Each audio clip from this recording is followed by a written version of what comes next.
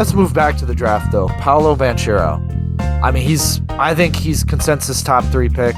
Maybe not the top first pick because of some of his shooting issues. I don't think the Magic. I think he's off the Magic radar. I think the Magic are down there a 2-man race, leaning more in the eyes of Chet. But where do you think is the best landing spot for Paulo Banchero? I mean, I think that the best landing spot for him would absolutely be the Oklahoma City Thunder. Like, I think he fits on that team perfectly. He could be a wing scorer that can get the ball from Giddey and Shai Gilgeous-Alexander easily. And while the Thunder need a big man, I mean, they would get a guy who can be a really solid defender, who can play big in situations like the playoffs. Yeah, I mean, he led this Duke team. I mean, he was ranked first in scoring among all rookies this season in the NCAA. Huge post player, mid-range potential, limited space creation. I mean, he's much like a smaller Zion, and it's very reminiscent because he's also from Duke. Potential to expand his shooting is there. I mean, he has solid form. He just kind of needs to get repetitions up and see how it moves.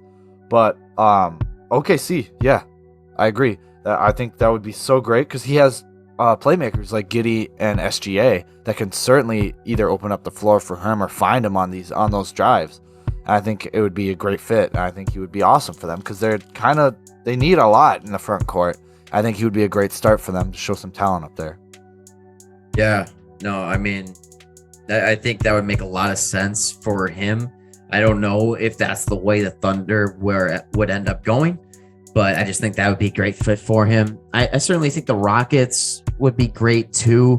I think the Rockets will take talent at any position besides where Jalen Green is. So, yeah, I think the Rockets would be a totally different dynamic. I think the floor would be open more because of how good of a shooter Wood is. So he would have more room to operate, but he doesn't get those elite playmakers like Giddey or potentially elite playmakers like Giddey and SGA because he'd have to deal with Porter and Green. And I don't know if that's a better spot than OKC. However, it's not the worst spot. He would certainly have a lot of room. Plus, he'd certainly have his own plays written up. I do think if he were to fall, and I doubt this would happen, I think the next best place is the Pistons to play next to Cade. I think Cade and Killian have proven they're at very least, Killian can pass the ball. And Cade is turning into that player we knew he was going to be. So, I think that would be a nice spot. I think that would be great, yeah. But I think he probably wouldn't fall past the Kings. I mean, they would definitely have a good need for him. Yeah, I mean, that would suck with spacing with De'Aaron Fox and Sabonis. But, I mean, you should take the best available if you're the King. If Paulo falls to 4, you take him at 4. But somehow, if miraculously that happens, I think the Pistons would be a great who do you fit. want the Kings to take? Ooh, who do I want the Kings to take?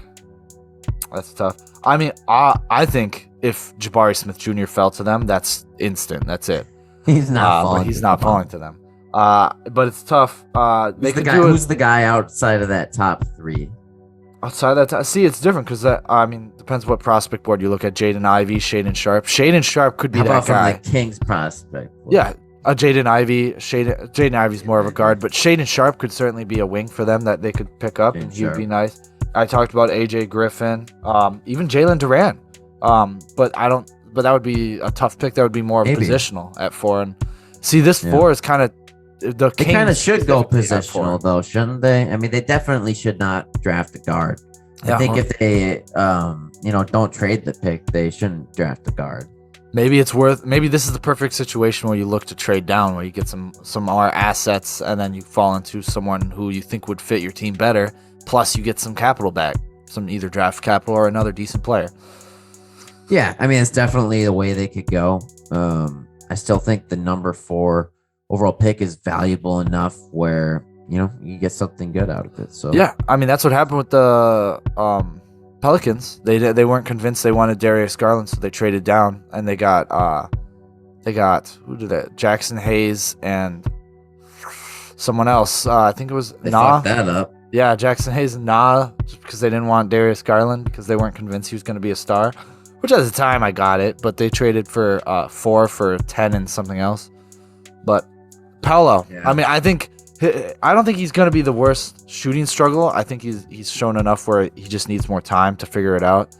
But I do think he's going to impact offense right away. I think he's going to get in there, just bowl people over. I'm much like a smaller Zion. Maybe if Zion can lose weight, that he'd be like Paulo. But we'll see. I mean, yeah, I think Paulo has a great potential to be a good defender. He has like that cramping issue, which is kind of, I don't know if that's going to end up being a problem in the NBA where it's not overcomable, but he seems like he has a handle on it and he plays with heart. I think his size is encouraging. I think he's probably just going to get bigger. So I think this is a dude who could really anchor a defense. Yeah. Oh yeah, definitely. And I'm excited to see where he goes. I hope it's OKC. That would be crazy to see. But OKC would be awesome. Like, I would not be surprised if that's where they end up going. Like, it's basically, I mean, I don't know. They might have their. Do you think the OKC would rather have Chet if Orlando ends up going Smith? Do you think OKC is like, we're really glad that's what they'd be hoping for? Yeah. I feel like they would take. They'd rather have Chet, but in the choice between Jabari Smith and Paulo, I think they'd rather have Paulo because of Jabari's a really good jump shooter. However, Paulo gives them all that interior offense that they're kind of lacking on. I mean, Darius Baisley's neither here nor there, and they get some front court talent that's a presence inside, and I think that's what they're missing is a lob threat like that. So I think he would really impress them in that end. And that way, Houston Rockets would definitely pick up Jabari Smith. I don't think either of them are falling out because we talked about it. I mean, either one would like to have him. But. Yeah, I mean, Jabari Smith seems like a great scorer. So all these top three guys have different skill sets. So it's just kind of, what are you looking for? What's going to fit your team the best moving forward with the guys you have. So in a way, teams are drafting a little bit for fit. Just because these guys do have such wide-ranging skill sets. Oh, no, definitely. Obviously, only one team really has a choice involved. So, hey guys, be sure to like and subscribe this video if you loved it, and give us a hateful comment if you did not like it, since they got rid of the dislike feature on YouTube.